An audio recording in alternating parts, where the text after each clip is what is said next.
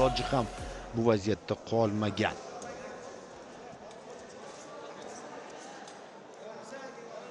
So'raborev 61 kilogramgacha bo'lgan vazn toifasining ikkinchi yarim final jangini ham boshqarib boryapti. Husniddinov Alisherov qarama-qarshiligi. Alisherov Islombek.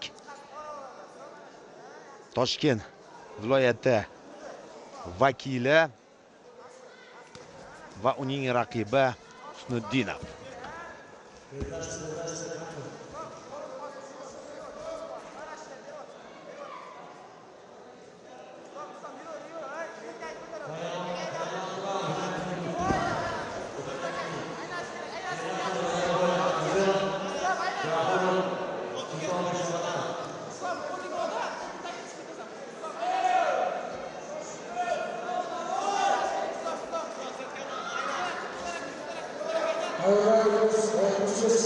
Ma'lumot topishga harakat qilib ko'rdim. Mayli, e'tibor qaratamiz. Hozircha klinch.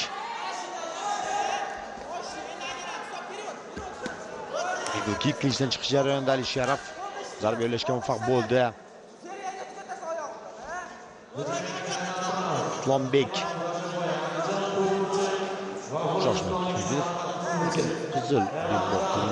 qizil bog'ich bog'langan aholi aniqlashtirib olamiz. To'xnur Husniddinov Navoiy viloyatidan ko'zguchakdagi sportchi va Islombek Alisherov aytib o'tdim, Toshkent viloyati vakili.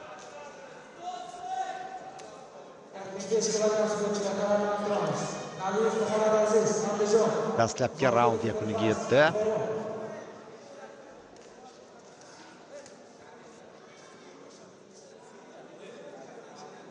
To'xnur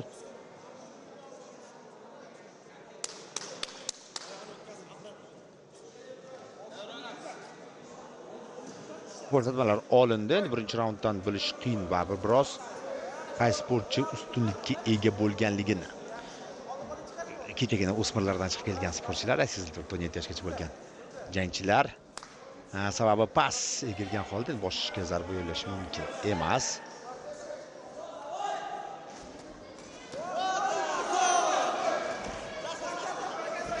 Husniddinov bahsni parterga o'tkazyapti, ammo mana bu vaziyatda o'zish burchak holatiga tushib qolishi mumkin. Murabbiylar astoydil ko'rsatib beryapti bu vaziyatga tushish mumkin emasligini, ammo baribir ushladi. Qulf deyarli solindi. Boshni balandroq ko'tarish kerak odatda bunday vaziyatda. Qo'lini o'tkazib olishga bo'lgan harakat, ammo qulfni oxirigacha solib qo'ymoqda. Qo'lini o'tkazdimi? Ha, o'tkazdi. Bo'g'ishning iloji yo'q. Bo'g'ishning iloji yo'q, ammo arimparga o'tib ketish imkoniyati paydo bo'lishi mumkin. Va shunday ikkinchi bor urinish aylantirib tashladi. Yana uch burchak holatiga bo'lgan hamla ko'ryapmiz. Yana hujum. Yana aylantirib tashlayapti va bu safar endi ushlash imkoniyati bo'lmadi.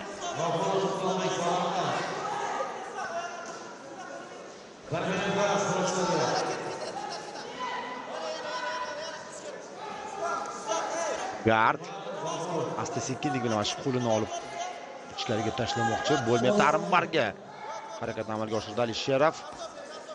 O'tmadi. Toshkent viloyati vakili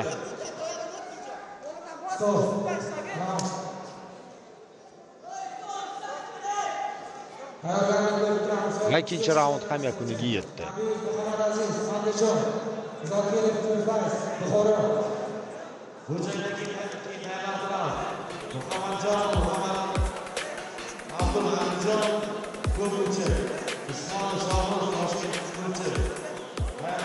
Ko'rsatmalarni olyapti.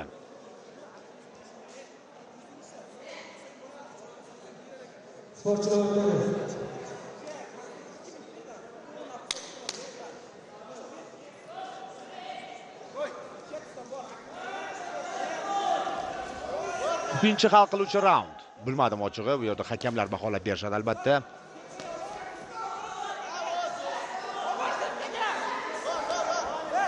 Ilk xoringa zarba, yana zarba yo'llashga harakat qilib ko'rdi, javob qaytardi.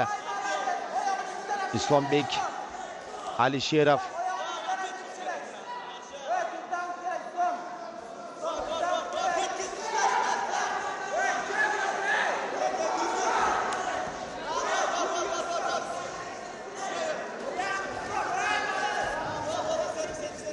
Oktagon chetiga olib bormoqda. Menimcha unga yetishyapti. Ochkolar hali umumiy jihatdan hal bo'lmagan, shu sababdan ham oldinga borish kerak ekanligi ta'kidlanmoqda.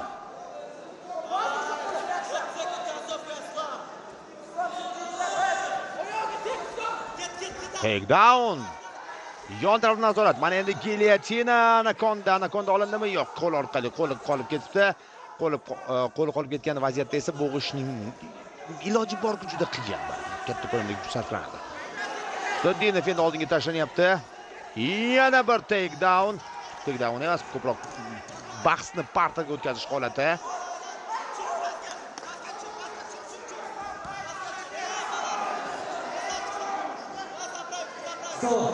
Alisherov va bo'ldi. Bahs yakuniga yetdi. Ana endi hakamlarning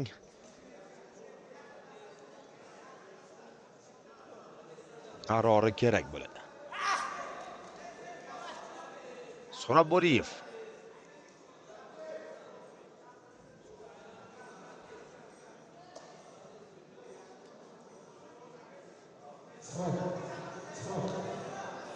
Chaqiryapti nomzodga. Bahsli, baribir yaqin jang bo'ldi. Oxirgi raund shubhasiz Islombek Alisherov foydasiga. Ammo Shohnur Xuddinov ham birinchi, ikkinchi raundlarda yaxshiladi. Oxirgi raund, demak, o'g'irlab ketgan chamamda mana shu 2-3 ta faol xatti-harakatlar bilan takedownlari bilan takroriy lavhalarni ko'rishingiz mumkin.